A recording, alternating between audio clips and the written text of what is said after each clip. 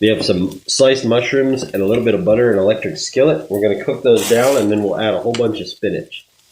Celery was like $1, so we had stuff for making soup. There's a vegetable, and there's also a garnish and herb in the leaves because we can chiffonade these like they were basil, and now we have something to put on top. I'm going to put these over here for now. Our mushrooms are cooking, and I need to get some eggs going. I lied. We're going to put some spinach in there. We'll let this come down quite a bit. Actually, 2.5 cups is one serving for this. That's quite a bit, but it'll cook down. You can put a little bit of water in there. What I sometimes do is just put an ice cube in there and then cover it with the lid.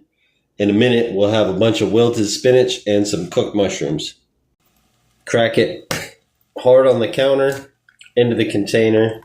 I don't use the edge of the glass or the pan because then I will be driving the shells into the edge of the pan or the glass or the container, and then also back into the eggs. So I just crack it once on the counter.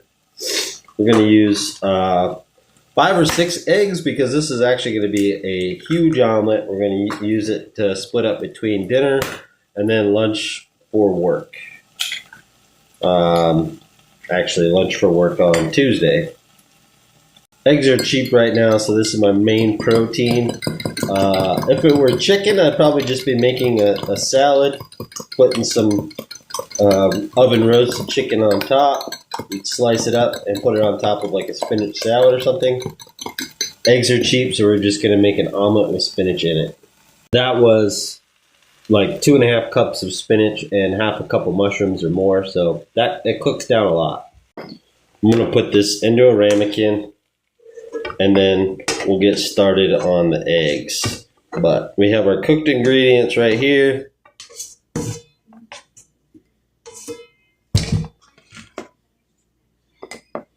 That's why I keep the counter clean. That's why I keep this clean.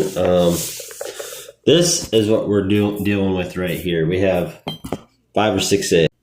I will cook it most of the way through, and then I will attempt a flip.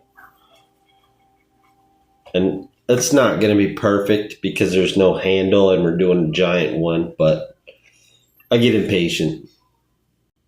Now is when I'm going to put my cooked spinach and mushrooms on there, and then we'll plop that over. I thought it was going to let me just pick it up, but not really. We'll try it this way. You can put the cheese inside or right there on top, and then we have our garnish right here.